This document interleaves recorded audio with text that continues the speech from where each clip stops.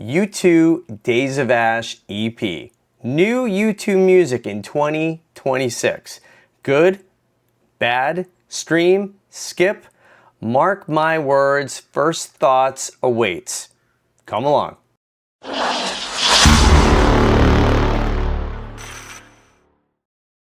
We have a new U2 EP available, right? Pick your streaming service, Amazon, Apple Music. It came out on February 18th. It was a surprise to me. I had no idea, and I consider myself a U2 fan. I didn't even know. Actually, the last time I talked about anything, or even on this channel, which has long been dormant, by the way, mark my words, was in 2021 when I thought a new U2 album was to be released. I was wrong. There were just some promotional pictures. I felt bad about that. Ironically, it was one of my most watched videos, so I should probably be more false like that in the future. No, I'm just kidding on that, obviously. But we have a new EP. I'm very excited. It's been 9 years since Songs of Experience. That's a very long time to wait for new U2 music. They have done a single here and there. They have done some re-releases of some of their classic albums, remastered.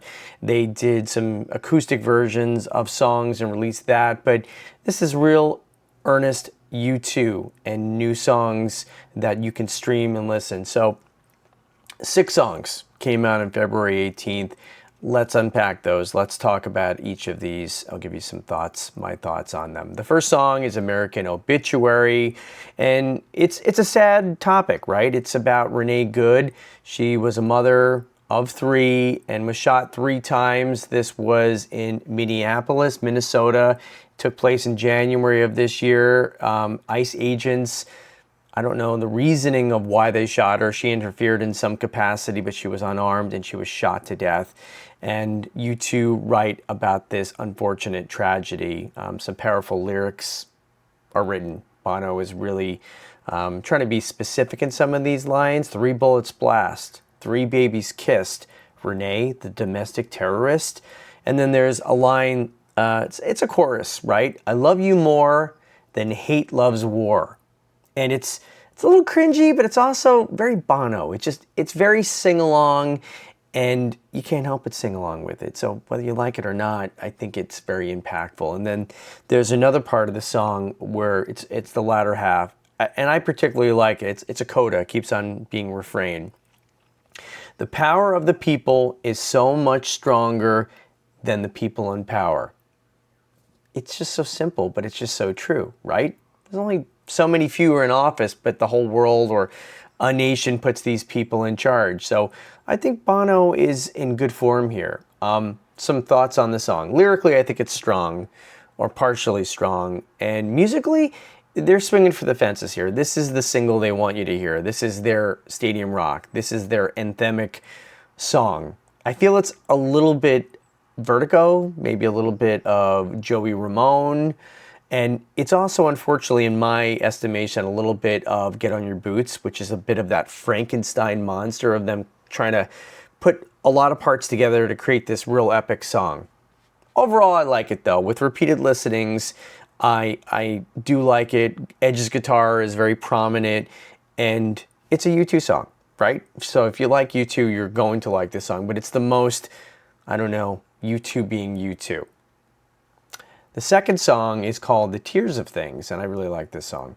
It's about the challenge between Israel and the Palestinians, Hamas group. It's been boiling up over the last few years, and U2 sing about it. They sing about it through the lens of David and Michelangelo. Mussolini is referred to here, and 6 million voices silenced in just 4 years. So there's a lot of imagery. But Bono's voice should be highlighted here. It has that crooning voice. Sounds a lot like Sinatra. This song reminds me a little bit of 2 Shots of Happy, 1 Shot of Sad that they wrote for Frank Sinatra many years ago. I don't know that he recorded it, but U2 did. It's a great song. Go listen to it if you don't know it. And I like this song because it starts off very slow. It's a crescendo song.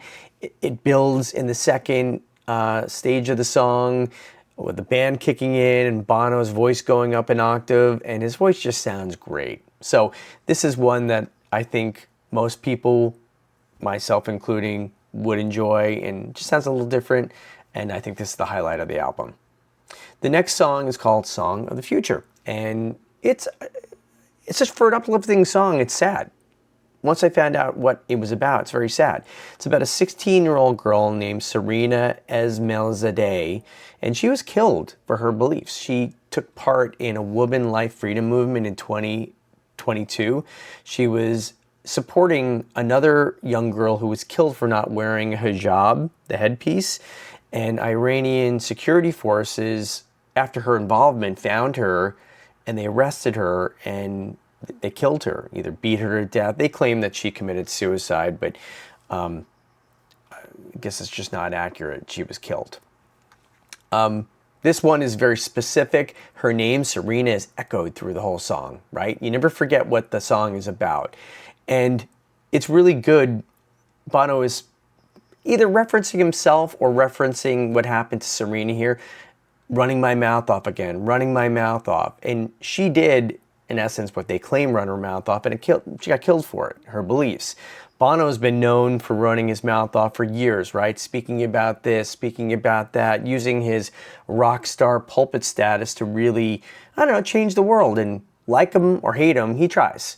So I think he appreciates this Serena, and sadly, she was not able to survive that outreach, that outspoken capacity. And also, there's a lyric, Song of the Future, playing in my mind, right? She's the song of the future. And also, All Alone, but Not Alone. Serena's not alone now, because you two have given her some attention here that people like you, now people like me, are aware of her struggle or what her struggle was, and sadly she perished from it. And maybe other people now hearing this won't have that challenge, or more awareness will come, so girls like her in the future won't be penalized for their thoughts. I guess it's the fourth song is called Wild Peace, and it's not, I guess it's a song, it's a spoken poem about guns and African child soldiers. I personally, the messaging is important and it's good, but I just want a song, right? It's been 9 years since new U2 music, and they fill it with ambient music. It's them in the background, but I wanted a song. After repeated listenings, I kind of appreciate this song now as a bridge to the next song, but it is what it is. The next song is One Life at a Time, and it's written for a Palestinian father of 3.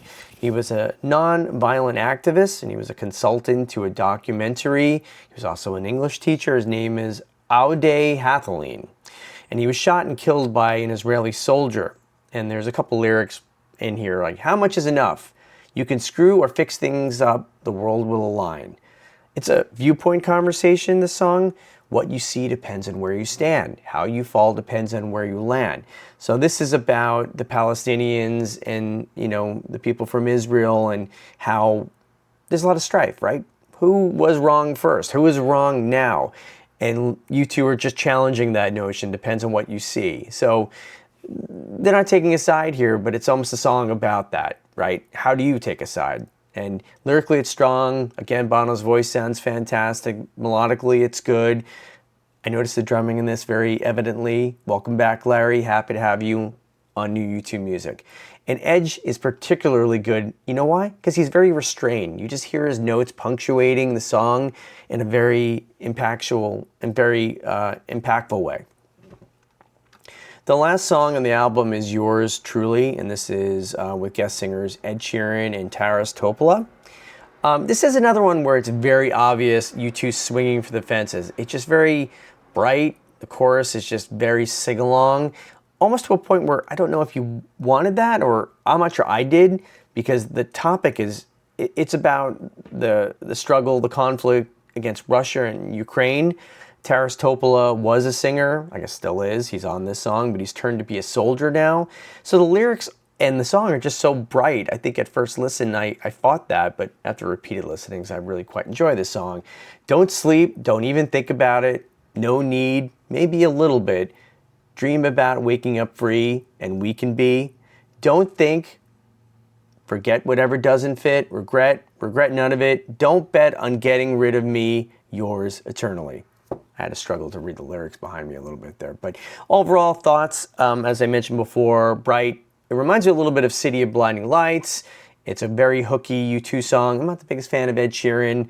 I can't even really discern his voice from Taras Topola, but you know, he's fine. I'm probably going to get a lot of flack for not liking Ed Sheeran, and I just love U2, so I'm sure they love him, and he does a good job in the song, more or less. So that was a rundown of the 6 songs, really 5 songs, spoken word, and what are my final thoughts? What are my thoughts of this EP? Well, it's my first listen of it. I just was a little underwhelmed, but I'll be honest, after repeated listens, and because it's U2, I've put it on multiple times. I've looked at the lyrics. I've learned more about what the songs are and who they are for, and I'm a fan now. I don't know if this is going to resonate with me a year from now, but ask me in a year. Maybe they will. I just like the fact that U2 are writing songs now, and they're coming out with them now. U2 have always been extremely delicate. They're waiting for that right song. They're waiting for God to come in and inspire them.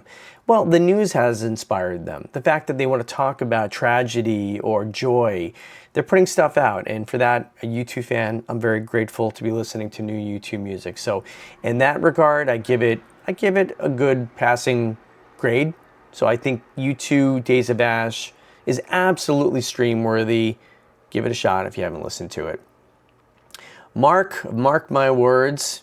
Thank you for watching my thoughts on U2 Days of Ash. Hope to get some comments on this. Hear your favorite songs. So appreciate you coming along and listening to me talk about U2, one of my favorite bands. Thanks again.